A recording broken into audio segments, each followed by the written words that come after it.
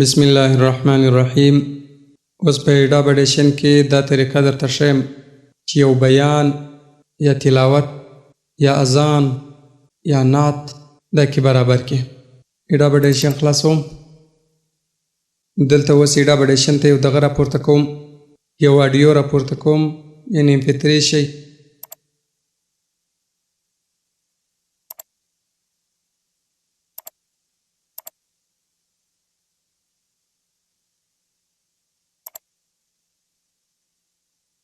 دا مې راوي چې په دې کې څنګه کار کوي. مطلب زه اوس په دې کې یو حصہ جوړوم، ټول نه جوړوم. د دې دپاره ستاسو د تعلیم دپاره چې ستاسې فایده جم واخیستل سي، بس دا مې سلیکټ کړي. چې څونه سلیکټ ولګوي دا شیان هغه ته په هغه اندازه ورکول کېږي. اوس دې ته اول ریور ورکوو، بیا ایکو ورکوو، د هغه څه وروسته بیا کمپریسر ورکوو، د هغه څه وروسته ماسټرینګ ورکوو. اوس اول افیکټس ته ورځم، رالمه ریور ته. ریور به دا ریور راواخم، دا ګر ریوران دي، خو زه دا راخم. اوس دا په دې بټن باندې پرې سټارټېږي. ته خپل اورېدلی سې چې اوس پر برابر سو که یا، خو په دې کې ریور کې جوړ سیټینګونه دلته پراته دي.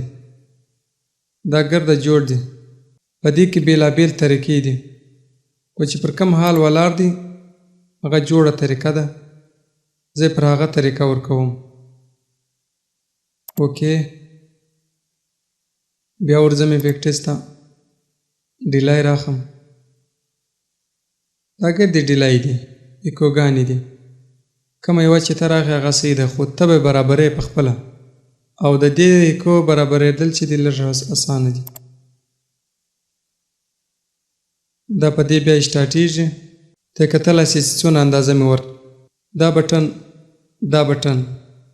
دا دواړې چې دي دا اواز تکرار زیاتوي، هغه ازانګه زیاتوي، تکرار انعکاس زیاتوي، چې څو واره ته غواړې دا اواز راسي.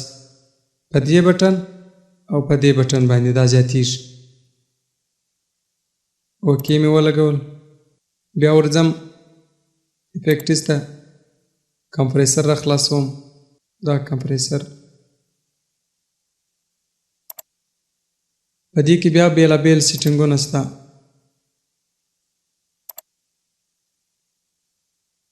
خو دا کم چې ولاړ دی دا سیټینګ، دا یې ښه سیټینګ دی.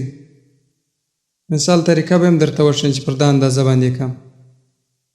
دا اندازه دا ځای چې دی دا 8 دا رقم به کې ودرې، لکه اوس چې ولاړ دا 4، دا هم 4،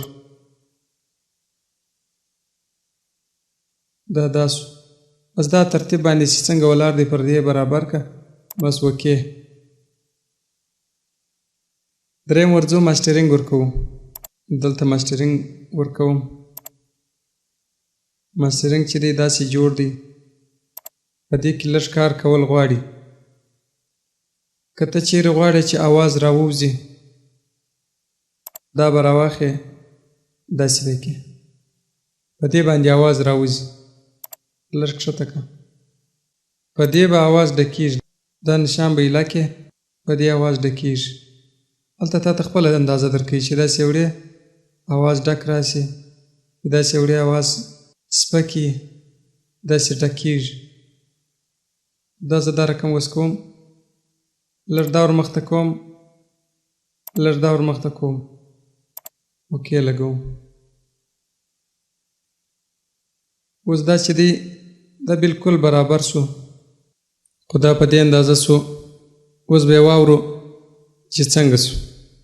په ټولو میاشتو کې راغلی قدردانه، راځه مرحبا مای رمضانه، راځه مرحبا. په ټولو میاشتو کې راغلی قدردانه، راځه مرحبا مای رمضانه، راځه مرحبا. ډېر خوندور دی دا. اوس ډېر برابر رالی. بس دغه سیټینګ چې دی په دغه اندازه باندې شیان ورکولی سي.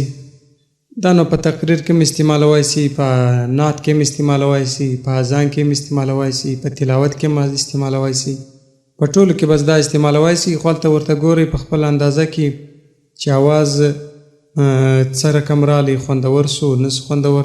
دا چې استعمال وکړي نور نو بیا په استعمال باندې تاسې په خپله پرمختګ کولی سي.